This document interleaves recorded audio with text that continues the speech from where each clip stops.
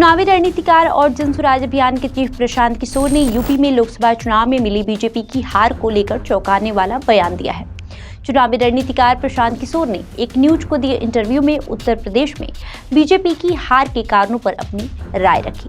उन्होंने कहा कि पीएम मोदी और अमित शाह की लोकप्रियता की वजह से योगी आदित्यनाथ के समर्थकों में ये डर बैठ गया था कि अगर बीजेपी बहुत ज्यादा सीटें जीतती है तो योगी जी की कुर्सी खतरे में पड़ सकती है।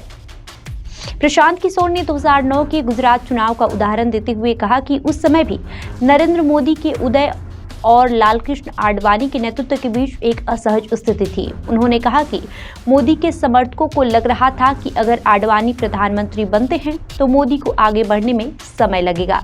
प्रशांत किशोर ने कहा कि यूपी में कुछ भी ऐसा ही हुआ। उन्होंने कहा कि ये चर्चा गांव में खुलकर हो रही थी कि अगर बीजेपी 400 सीटें जीत जाती है तो योगी को हटाया जा सकता है। साथ ही उन्होंने कहा कि अरविंद केजरीवाल ने उस समय एकदम सही राजनीतिक बयान दिया था।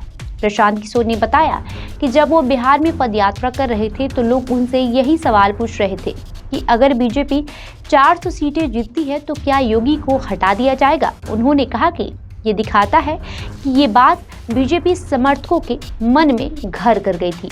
हालांकि प्रशांत किशोर ने ये भी कहा कि ये जरूरी नहीं है कि योगी आदित्यनाथ के मन में ये बात रही हो या उन्होंने अपने समर्थकों से ऐसा कुछ कहा हो।